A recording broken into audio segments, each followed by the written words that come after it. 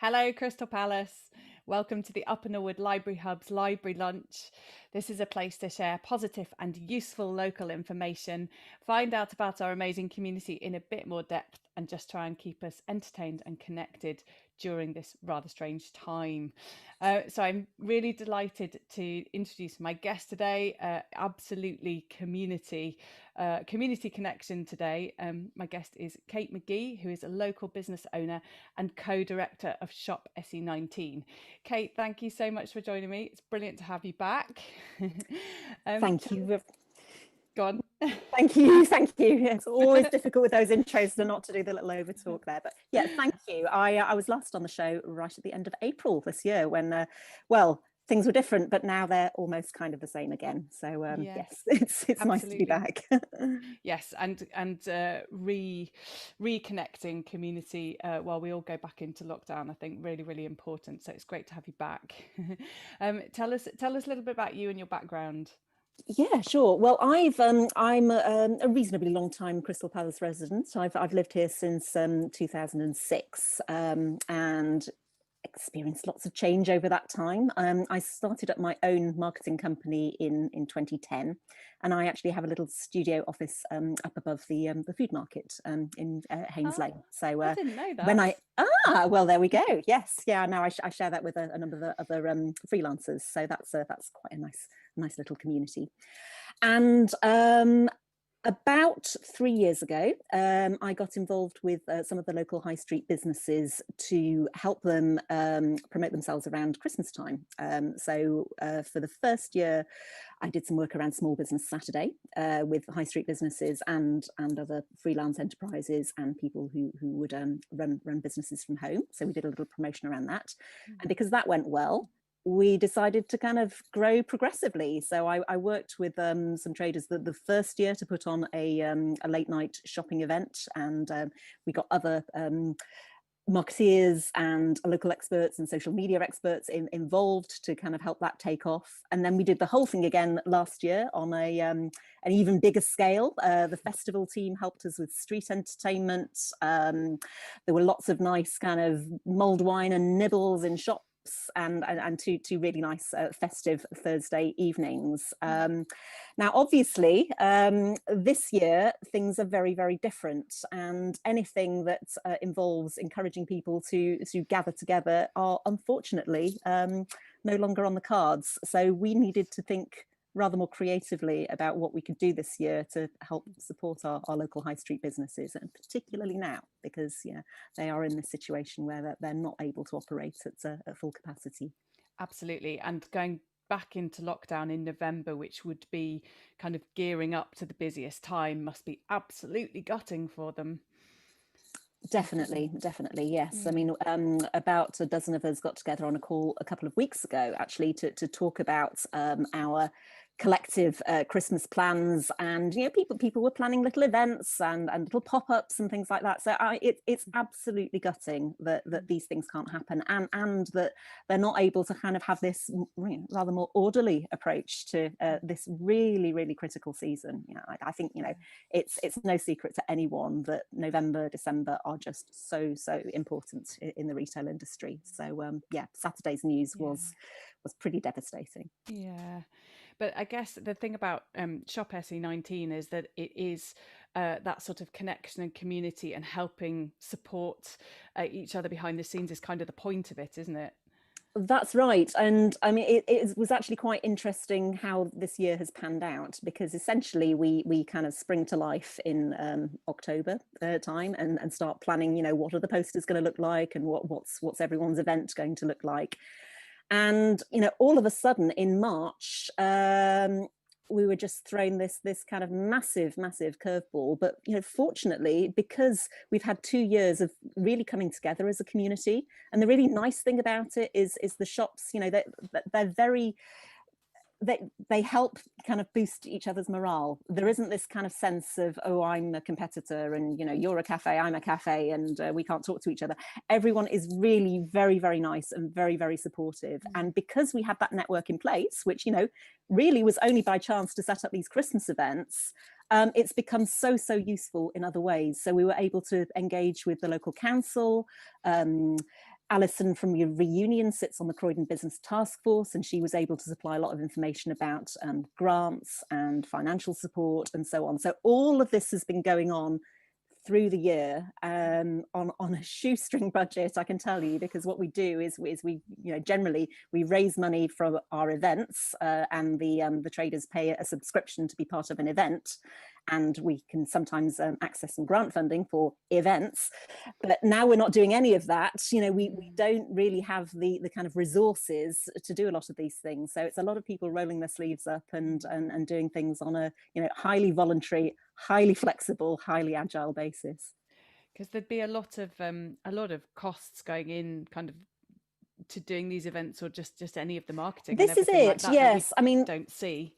Indeed. And one of the things that we have learned progressively over time is it's incredibly helpful to have a budget. It's incredibly helpful to have a collective kitty, and it's not really fair to ask one business to kind of take on that responsibility. So last year we created the limited company Shop SE19 Limited, which enabled people to kind of pay into a central pot, and then all of these kind of shared expenses get paid for, which is great because it really speeds things up, especially when you're running an event and you've got lots of different things to do, like print flyers, posters, banners, etc., get design work done.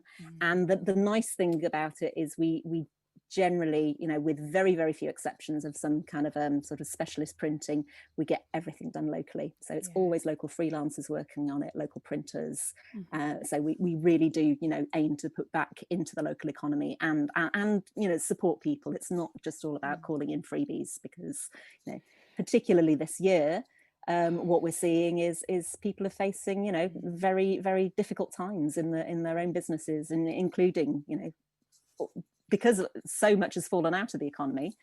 Anyone who works in the events field and the marketing field and so on has a very different set of circumstances that they're working with this year. And that of course is the bonus, isn't it, or the major benefit to having a budget that is there in advance, is that you can then pay people to do it, and that you can, and the result is far greater than what any one business could individually afford or accomplish. Yeah, no, absolutely right. I mean, volunteers are fantastic, but you are reliant on people's goodwill and their time. And if they have a day job and something comes up and they have to rush off and do that, inevitably that takes priority. But at least if there is a sort of a fair exchange in place, it's much easier to get things done and get things done on a schedule without a lot of harebrained running around.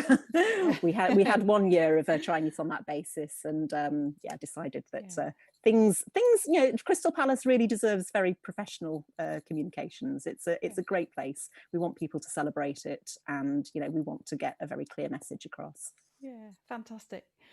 So just before we go on to kind of what's happening right now and what the plan is and stuff, just in case anybody's wondering about this, just explain Shop SE19 and SE19 Lates. So we're clear on.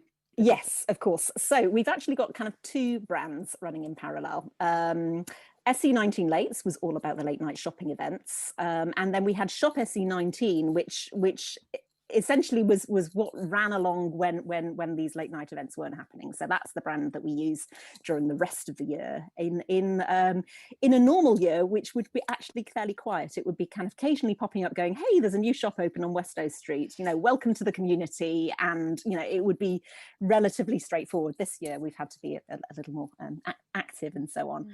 So Shop SE19 is the name of the company, and it's also the kind of brand name that we use. But because everybody knows SE19 Lates, we don't want to kind of lose that. People love it and are very familiar with it. So as it happens, all of the social media accounts still name check SE19 Lates, and if people meet me in the street, they go, oh, it's Kate from SE19 Lates, and that's cool, because when these times are over, exactly, we'll be able to kind of recuperate and do these things all over again, because they're great, they're very sociable, and they're good for the traders, and they're good for the community. Absolutely. So with that in mind, tell us what's happening this year. Right. Okay. There's still plenty going on, isn't there, despite the sad circumstances? Absolutely right. Yeah. So we've been thinking all year, we've been thinking through from April. It's like, what can we do? Because retailers do start to tend to think about Christmas quite early in the season. But, this year the uncertainty kind of loomed large all the way over the summer. And then in September, we took another look at the situation and thought, still, it looks like it may be difficult. And when the tiering system came in, it's like, well, who knows what's going to go on? What tier are you going to end up in on a certain night? And it is not, it's not a responsible use of resources to kind of plan everything around one event. We found last year when the snap election was called, that actually coincided with one of our nights, and that really affected it. It was a terrible, terrible weather, and it was what I was going to say. It was torrential rain as well, wasn't it? Exactly. Which didn't help. Exactly. Yeah. So we have learned from that, and it's like, you need to kind of build up resilience. These things do happen. So this year of all years, we needed to be completely cautious about what we planned, but at the same time, it's so important to support the local traders, because they don't have the big budgets of the the supermarkets or certain online retailers who we all know. So what we really wanted to do was to kind of have a very continuous flow of positive messages about our traders. And the other thing that we kind of lit upon is, unfortunately, a lot of these kind of craft fairs and school fairs and so on are just not happening this year. There are some people who are doing virtual things, but that kind of sense of festivity isn't there. And one of the common features of a lot of these events is a raffle. Everyone loves a raffle, and the traders are tremendous about supporting kind of local community organisations and schools, and year after year kind of giving great prizes to help the schools raise money. So we thought, well, let's turn it on the head this year. This year the traders need support, and and they still want to kind of be active in the community and present there. So can we do a raffle? And the beneficiary becomes the high street traders. And this was something that was tried earlier on in the spring lockdowns in East Dulwich and also at Brockley, I believe. And they really made it work. It did really well. So we thought, well, this is good, and something that would work very well over the Christmas period. And the fact is that coincidentally, despite lockdown, our prize announcement is on December the 3rd, which is hopefully when all the shops are able to open their doors again. But go and collect prizes then, hopefully in person. Exactly. So magical, but I am not placing any bets on any dates this year. You just can't. But as it stands, what we are able to do is just constantly promote our traders, what they're doing if they are closed, what they're doing if they are open, how you can support them in other ways. And the fact that we've got a lot of vouchers on the raffle hopefully will reinforce to people that yes, you can buy vouchers from certain places, and that can help you plan your budget for your own Christmas shopping if you want to kind of batch it all up and do it in December, a bit of pay it forward stuff there. Or you may have local friends who, it's just a really nice way of giving them a great gift and supporting our local businesses as well. So actually tell us about some of the prizes, because I did go and buy my raffle tickets last night, and I was so impressed with the huge number and quality and range of the prizes. It's incredible. So give us a bit of a rundown on the sort of things that are there. Well, at the moment there are 30 prizes on there, and I just want to let everybody know that the more tickets we sell, the more prizes get allocated to the raffle. So we've got a figure in mind. We've got about 50 prizes altogether. So wow. There are more prizes waiting in the wings, but they're only going to come out if people buy the tickets. So a little kind of a special incentive for people to see what the next reveals are going to be. But we have got 30 on so far, and it's a whole range of stuff. We've got real diversity of traders here. So we've got options from Simon Carter have given us a £75 voucher. So that's pretty special. That ought to cover at least sleeve and most of the torso of one of their shirts, or if they've got one that's on special, you could really treat yourself there. So that's nice. We've got a lot of vouchers from places. So some of the female clothing stores, Josephine's, Backstage, they've all offered vouchers. The Bookseller Crow, we just announced yesterday, a £50 voucher. So if you're a bit of a bookworm, that's a lovely way to go and support a local trader. And we've also got some sort of interesting experiences that have been offered. So La Belle Jolie is a salon down on Annerley Road. They've offered one of their wonderful facials, and Renee has a very long waiting list of getting in. So I think, if you win that prize, you're in for a real treat there. Tom from Four Boroughs has offered a 2-hour barista training. I noticed that one. Yes. Yeah. And that's well worth winning. I'm not allowed to win any prizes. Oh, so no. That's sad for me. I'd absolutely love to have 2-hour barista training and be able to kind of make some nice coffees. But you did mention there was a story behind that actually as well. Yeah, so I was on lockdown eve. I had a little wander down Church Road, and I went into D Solos to see Dennis, because he's got some very, very nice things, and I wanted to have a good look at them so that if he's doing click and collect, I can kind of make my mind up during November. But we bumped into Tom from Four Boroughs, and what he said is this prize has actually attracted quite a lot of interest. And people have been going into Four Boroughs saying, "Oh, is this something that you do, Tom? Could you train me to be a barista?" So who knows? There could be a sort of Four Boroughs could become a coffee making school, as a sort of different string to their bow. So I don't know. I will leave that in their hands. But honestly, I think it would be really, really successful if they were able to offer that. Awesome, amazing.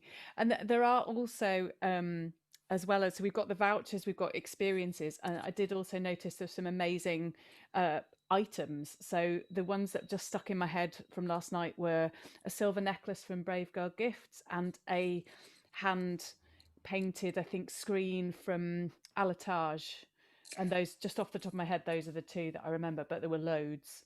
Yes, yeah. I mean, my advice to you, I don't know if it's up in the chat screen yet, is just log in and have a look at the prizes. And also, the key thing to do is to follow our social media accounts, because what we're doing, the idea of this whole kind of promotional campaign is that we're giving a kind of taster of each prize every day. So if you, the usual schedule is in the evening on the Instagram account. If you look there, there will be a kind of around 8:30, 9 o'clock, there will be an announcement of that day's kind of duo or trio of prizes.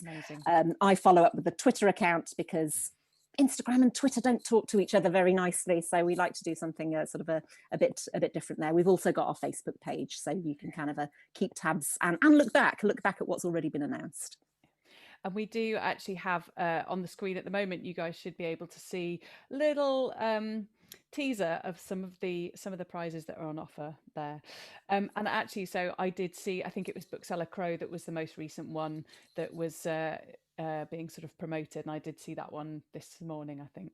So, yeah, they've just won a prize actually. They have been it's been announced by the Bookseller organisation or association that they are bookshop heroes. So they've picked sort of various kind of regional bookshops around the country, and they are our local winners. So really well done to them. They do some amazing stuff with their streaming. They've managed, I think, over lockdown, the quality of authors they've managed to kind of get on Zoom is fantastic. They've been able to continue with their book groups as well. So kudos to all of these businesses who've been able to kind of operate under these very challenging circumstances and do different things. Yeah, absolutely. Oh, it's really good to know that they've won a prize. That's lovely. Yeah. I think Crystal Palace Park might have won something as well, or been voted the best park in London or something. That was very random, actually. Yeah, over the summer we well. victorious in the South London Cup of Parks, which I think is just organised by a sort of a private individual who loves parks. And I think this week there was a conference by a kind of semi-government organisation who was looking at the public realm and public spaces. And just as part of their conference, they decided to kind of launch this "What's Your Favourite Park" Twitter tournament. And I think it was just for delegates, but obviously lots of other people who are interested in their local parks kind of got wind of this. And Crystal Palace has become a little bit notorious for Twitter polls. We're a bit addicted to them, and all of the different community organisations always kind of egg each other on and kind of get involved in these voting situations. So we've got a very, if we were running the US election, things would be a lot more organised. We've got quite a sort of a body of support there who love the park, and any opportunity to vote for the park, we vote for the park. So yeah. Well, we're doing well for community spirits, I think, Definitely, in the circumstance definitely. at the moment. Yeah. So just last couple of things from me, really. Just obviously this is a really tough time for our high street, and becoming tougher again with the move into second lockdown, and shops having to close again and things. So what are there any challenges for them that we might not think of on the other side? And also, what can we do? How's best to support them through this time, other than obviously buying raffle tickets, which I'm sure everybody's going to go away and do straight away? I hope so too. No, I mean, very, very serious point, actually. So, as you are out on your daily walk, do take in some of our local shops. Lots of them are staying open.